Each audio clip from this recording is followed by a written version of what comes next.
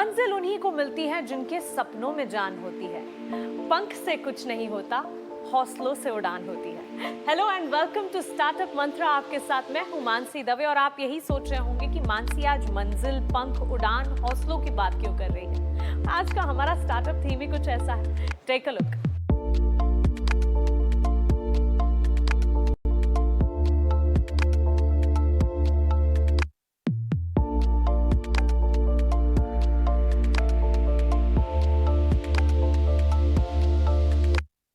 Drone culture, ये वही culture है जिसने भारत की ग्रोथ स्टोरी को एक नयापन दिया। 2022 वही साल था जब ड्रोन इंडस्ट्री ने भारत के आसमान में उड़ान भरी। भारत सरकार का भी पूरा फोकस था कि इस नए डेवलपमेंट को अच्छी और बड़ी रफ्तार दी जाए। और इसी कल्चर में कई सारे न्यू एज स्टार्टअप्स ने अपने कारोबार का सपना देखा। आज के स्टार्टअप मंत्रा में इसी ड्रोन कल्चर पर होगी बात। मनुष्य हर आविष्कार अपने आसपास की गतिविधियों और प्रकृति के बदलते स्वरूप को देखकर करता है। सदियों के सफर में साइंटिस्ट ने हमें अपनी डिस्कवरी से सरप्राइज ही किया है।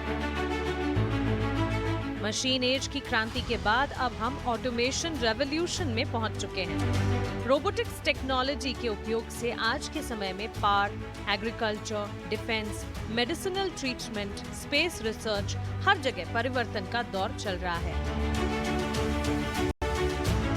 और इस दौर में निर्माण किया गया अनमैन्ड एरियल व्हीकल का, जिन्हें हम ड्रोन भी कहते हैं।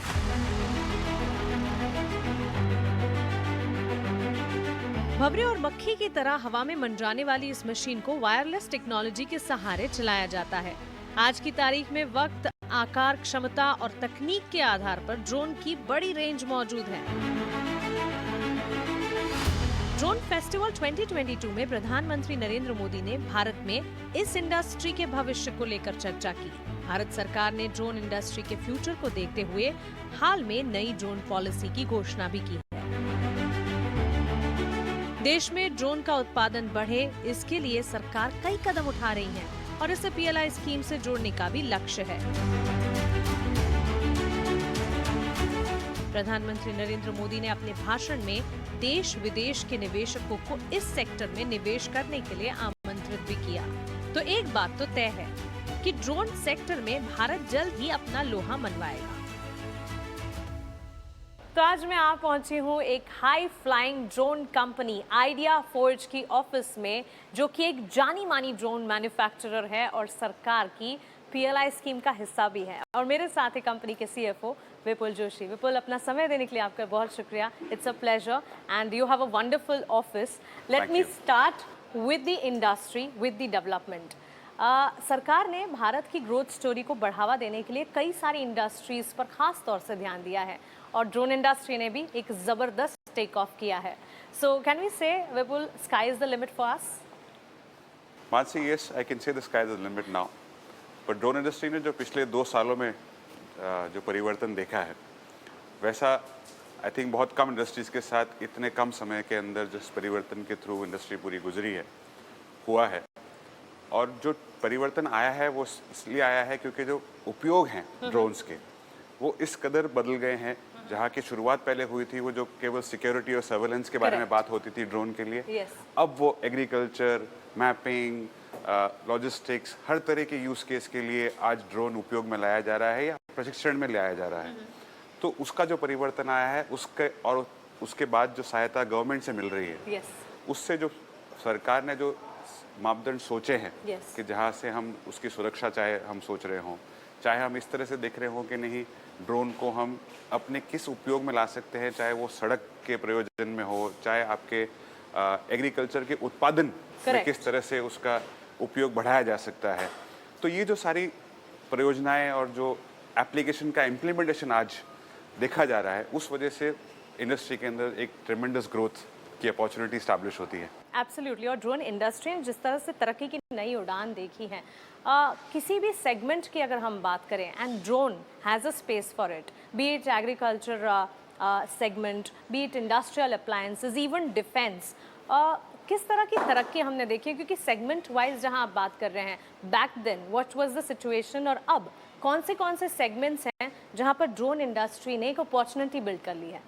तो जब आइडिया फोर्ज ने शुरुआत करी 2007 में, और हमने पहला हमारा ड्रोन 2009 में जब कस्टमर को दिया, तभी जो मेन एप्लीकेशन और यूज़ था वो ज़्यादातर केवल सिक्योरिटी और सर्वेलेंस के अराउंड ही था। उसी के लिए क्योंकि सोचा अडॉप्शन जाता के था बारे में drone। अगर सोचें तो कस्टमर को जहाँ उपयोग पता था वो सिक्योरिटी का उपयोग ज़्यादा Right, पता था। right। ये जरूर पता था कि नहीं, यहाँ चाहे हम बॉर्डर सर्वेलेंस की बात करें, चाहे हम इंटरनल सुरक्षा की बात करें, दोनों जगह ड्रोन का उपयोग लोगों को फिर भी मालूम था।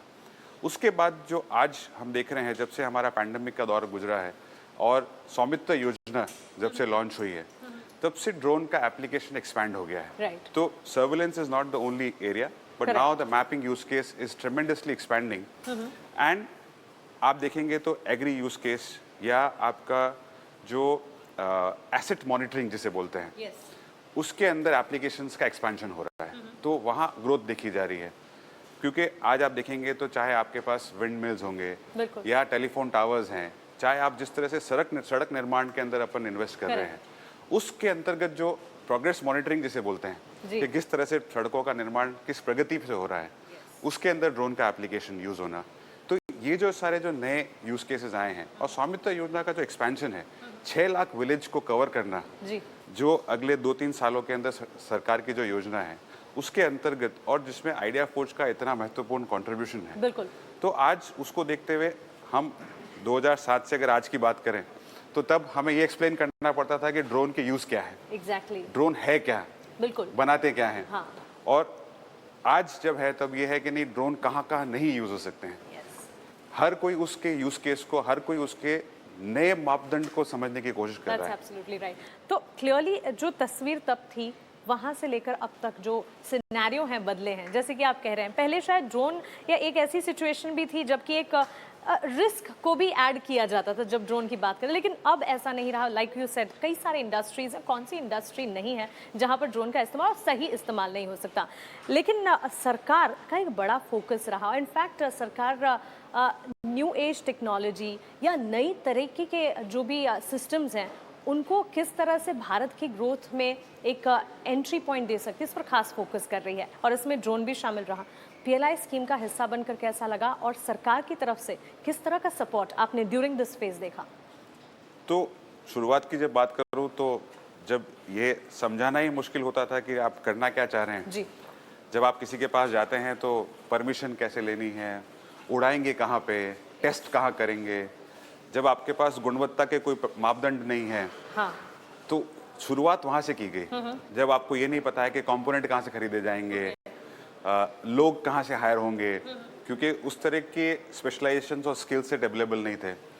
आप जब बैंक के पास जाते हैं तो वहाँ भी ये समझना कि नहीं, हार्डवेयर की अवेलेबिलिटी, आप हार्डवेयर जो बेचना चाह रहे हैं वो किस किस उपयोग में आ सकता है, और उन्हें क्योंकि आपका आइडिया समझाना। हाँ, तो वो आइडिया समझाने से लेके उपयोग में लाने तक का जो सफ़र रहा है, और ये क्योंकि ड्रोन टेक्नोलॉजी हिंदुस्तान में कभी पहले नहीं बनाई गई थी। जी।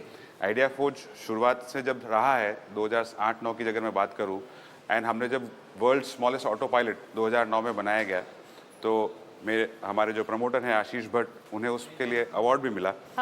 तब उसके अंतर्गत ये हुआ कि नहीं, हमने इस्टेब्लिश किया कि हार्डवेयर जैसी चीज़ भी इंडिया में इस्टेब्लिश की जा सकती है और यहाँ पे होम ग्रोन होके हमारे ही देश की सुरक्षा के लिए किस तरह से काम आ सकती है, वो हमने दर्शाया। और तब से आज तक में जी। आज हमारे कस्टमर्स ने 3 lakh flights on the drones complete करी हैं, और हमारा हर ड्रोन एटलीस्ट हर 5 मिनट में हम आइडिया फोर्ज का एक ड्रोन कहीं ना कहीं हिंदुस्तान में उड़ता है। That's an achievement in itself. और लिटरली मैं यही कहूँगी कि ईटी नाउ स्वदेश का भी एकमात्र लक्ष्य ये है कि स्वदेशी को बढ़ावा मिले, और जिस तरह से अभी आप बात कर रहे हैं स्वदेशी, या फिर ये कहें कि डोमेस्टिक मैन्युफैक्चरिंग को जितना बढ़ावा हमने पिछले कुछ सालों में मिलता देखा है वो काबिले तारीफ तो है।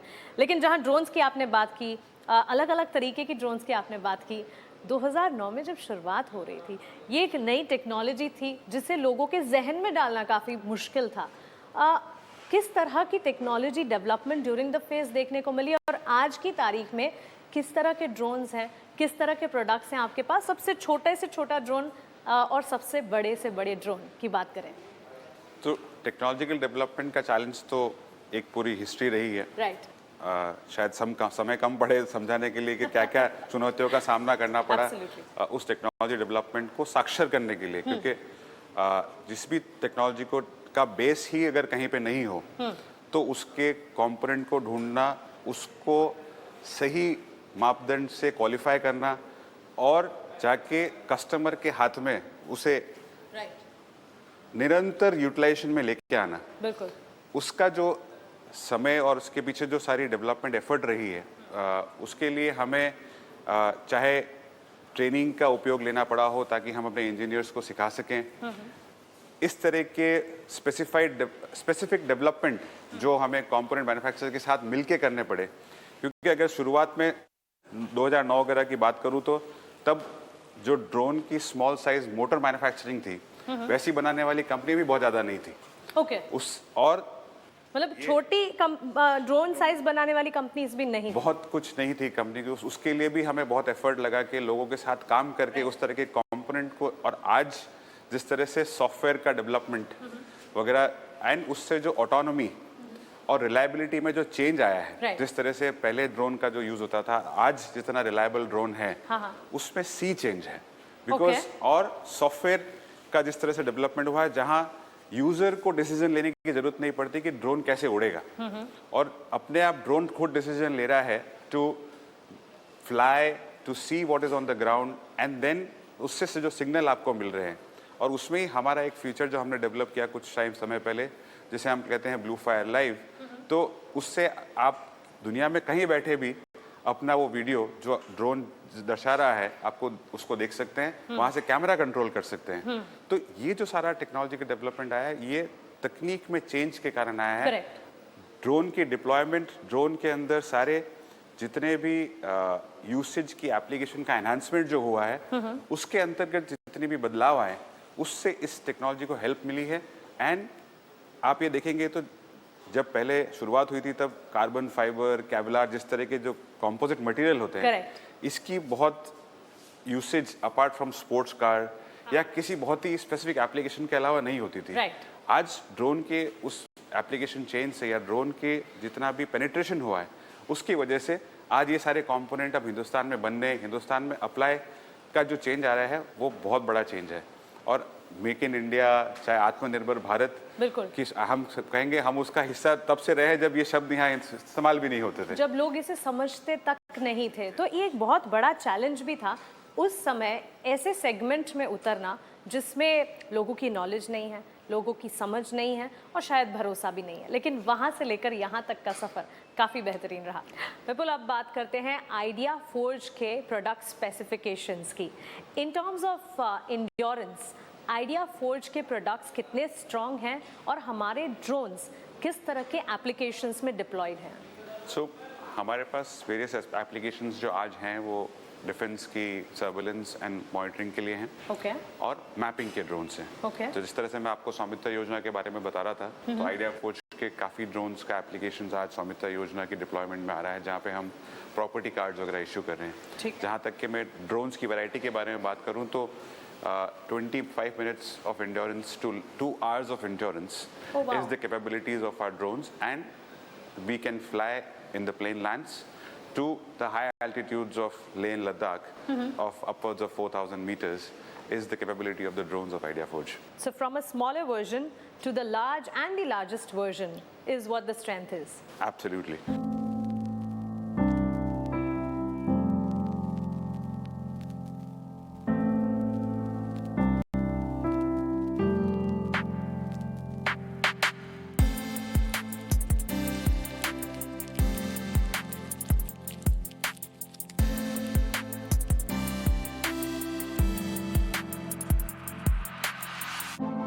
विपुल, ड्रोन इंडस्ट्री एक ऐसी इंडस्ट्री है जो कि यंगस्टर्स को, आज के युवा को बहुत अट्रैक्ट कर रही है। अब ड्रोन इंडस्ट्री को आज के युवा की कितनी ज़रूरत है?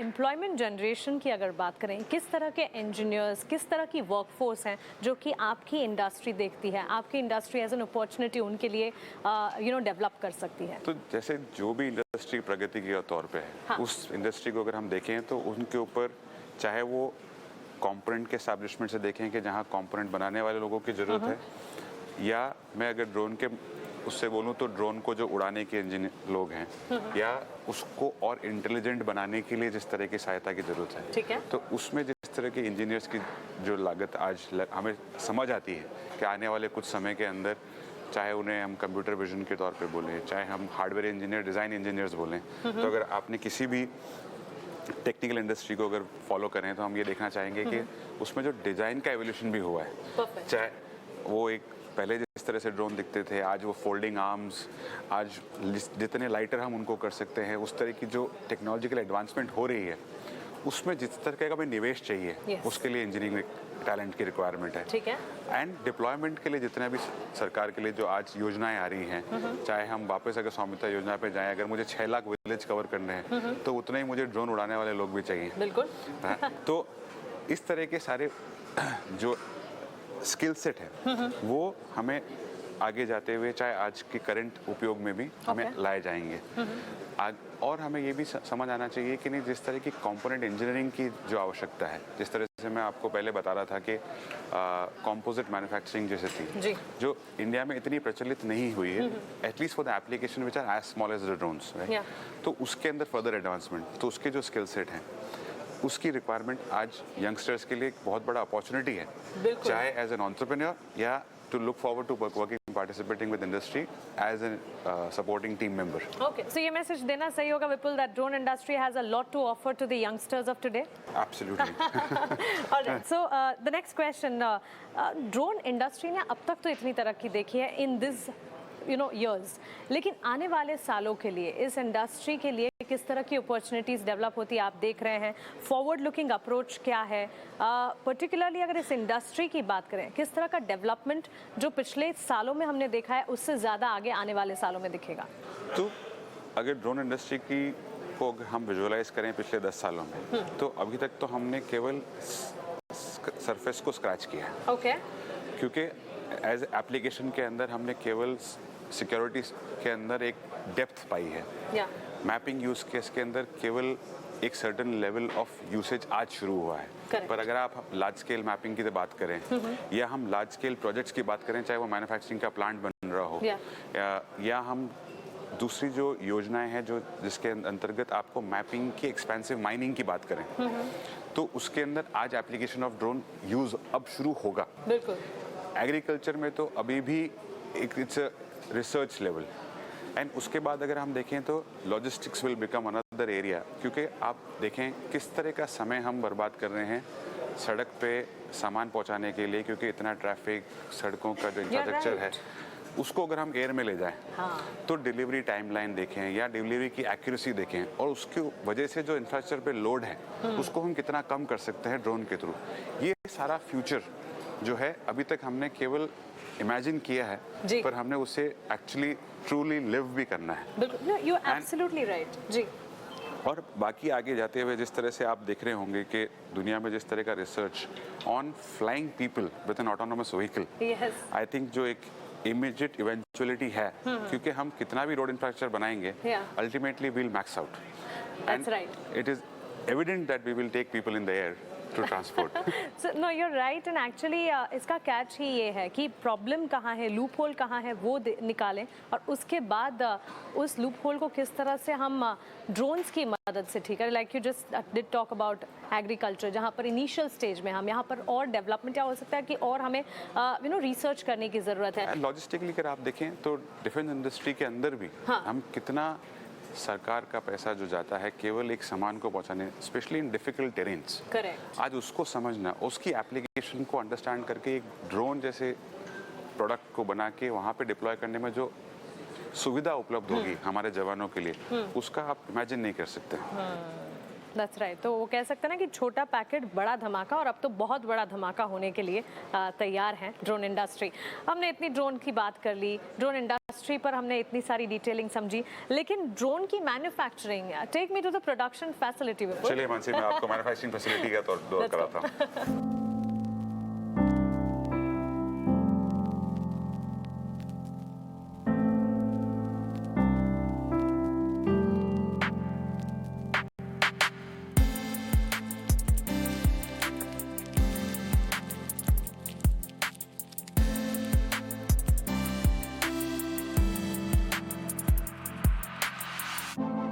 सो ये एग्जैक्टली वो जगह है जहां ड्रोन डेवलपमेंट की शुरुआत होती है. Let's understand Vipul, tell us.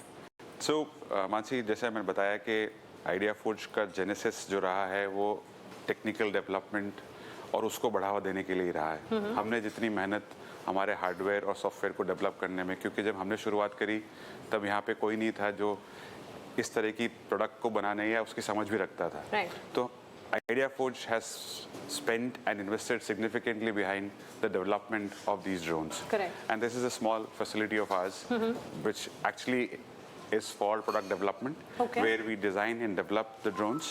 And from here, once the project gets concluded, is handed over to the manufacturing facility to take the manufacturing forward. So this is a product development facility. यहाँ पे the product is designed and then the product is taken to the factory for the final assembling. Final assembly.